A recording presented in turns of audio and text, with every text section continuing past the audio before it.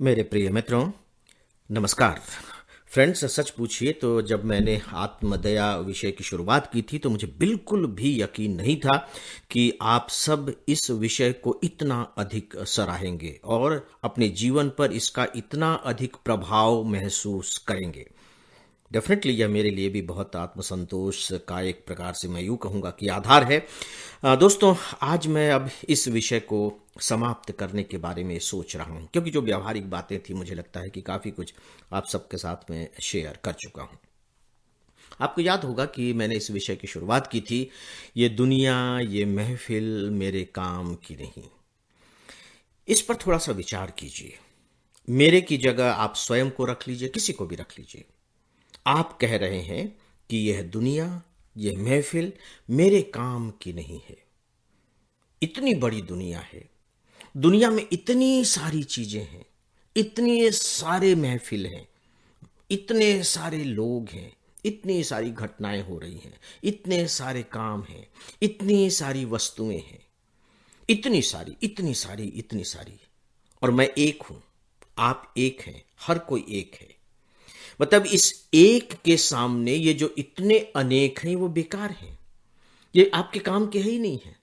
मतलब प्रकृति ने, ईश्वर ने इतना सब कुछ रचा है, इतनी विविधताएं दी हैं, हम सब के पास चॉइस की इतनी संभावनाएं हैं, और मैं कह रहा हूं कि मेरे काम की नहीं। क्या तार्किक रूप से आपको यह सही मालूम पड़ रहा है? नहीं ना। इसका मतलब है कि अगर मैं कहता हूं कि यह दुनिया, यह महफिल मेरे काम की नहीं, तो सीधे सीधे मैं बहुत जबरदस्त एक अतार्किक बात कर रहा हूं। बल्कि उल्टे ये कहा जाना चाहिए कि मैं इस दुनिया के काम का नहीं हूं, मैं काम का नहीं हूं।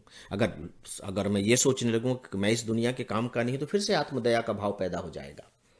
फिर से याद रखिए कि कभी कभी ये भी लगता है कि यार नहीं नहीं, अब मेरी जिंदगी का कोई अर्थ नहीं है, मैं तो किसी भी काम का नहीं हूं। नॉट एट ऑल, यह भी काम नहीं करेगा। तो काम क्या करेगा? काम ये करेगा कि मैं अपने आप को इस दुनिया के काम के लायक बनाऊं। देखिए, ये करना बड़ा मुश्किल है कि दुनिया मुझे स्वीकार करने लगे, या ये दुनिया मेरे काम की है या नहीं है, इसके बारे में मैं विचार करूं और फिर फैसला करूं। ये दुनिया आपके काम की है या नहीं है, इस पर मत सोचिए। सोचिए इस पर कि मैं अपने आप को इस दुनिया के काम का बनाऊं। और जैसे ही आपके दिमाग में यह विचार आएगा कि मुझे अपने आप को इस दुनिया के लायक बनाना है, आप कुछ न कुछ करने लगेंगे। आपके विचारों की जो दिशा है वो बिल्कुल बदल जाएगी। कुछ न कुछ छोटा सा ही सही, लेकिन आप करने लगेंगे। और जैसे ही करने लगेंगे, सब कुछ बदल जाएगा। अचानक सब कुछ बदल जाएगा।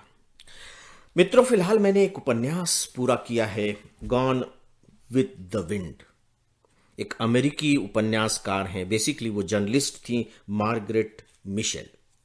उन्होंने यह उपन्यास लिखा खासकर सन 1860 के आसपास, जब अमेरिका में अब्राहम लिंकन राष्ट्रपति थे और उन्होंने ब्लैक जो दास प्रथा थी उसके खिलाफ विधेयक को लेकर के आए। तो समाज में क्या प्रतिक्रिया थी उसके बारे में लेकर के उपन्यास लिखा है। बहुत ही भव्य उपन्यास है, बहुत ही गठन वाला उपन्यास है। मनुष्य जीवन की भावनाओं के इतने स्तरों को, इतने रंगों को मैंने किसी भी उपन्यास में अब तक नहीं महसूस किया है। और बहुत बड़ा उपन्यास भी है। अगर उपन्यास के आकार में और उसी तरह के शब्दों में लिखा जाए तो लगभग लगभग ये 1500 पेज का उपन्यास होगा। इस पर फिल्म भी बनी है। उस उपन्यास के अंत तक पहुंचते पहुंचते जो बात कही गई है, हालांकि ये इसका आदर्श वाक्य नहीं है एकमात्र, मैं नहीं कहूंगा कि ये इसका केंद्रीय वाक्य है, लेकिन उस वाक्य को मैं जरूर आप सबके सामने रखना चाहूंगा, क्योंकि जिस विषय पर फिलहाल हम लोग बात कर रहे हैं, मुझे लगता है कि वहां यह फिट बैठता है, यह वाक्य फिट बैठता है। उसकी एक पात्र है एशली। एशली, काश कि आप इस चरित्र को समझ पाते तो शायद इसे और अच्छे से, इस वाक्य को आप आत्मसात कर पाते, लेकिन चलिए कोई बात नहीं। वो कहती क्या है देखिए। वो कह रही है, जिंदगी हमें वह सब देने के लिए बाध्य नहीं है जिसकी हम उससे अपेक्षा करते हैं। जिंदगी के बारे में सोचिए, समझने की कोशिश कीजिए। जो जिंदगी है, जो समाज है, जो दुनिया है, हमारी गुलाम नहीं है। जिंदगी हमें वह सब देने के लिए बाध्य नहीं है जिसकी हम सब उससे अपेक्षा करते हैं। हमें जो कुछ मिल जाता है, हमें उसी को स्वीकार करना पड़ता है, वह भी एक आभार की भावना के साथ, क्योंकि हमारे साथ इससे भी ज्यादा बुरा होने की संभावना थी।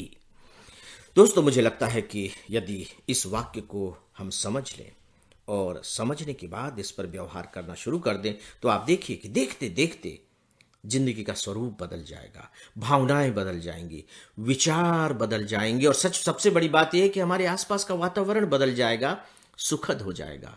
यानी कि जिंदगी बेहतर हो जाएगी और आत्मदया और आत्म करुणा का भाव छू मंतर हो जाएगा।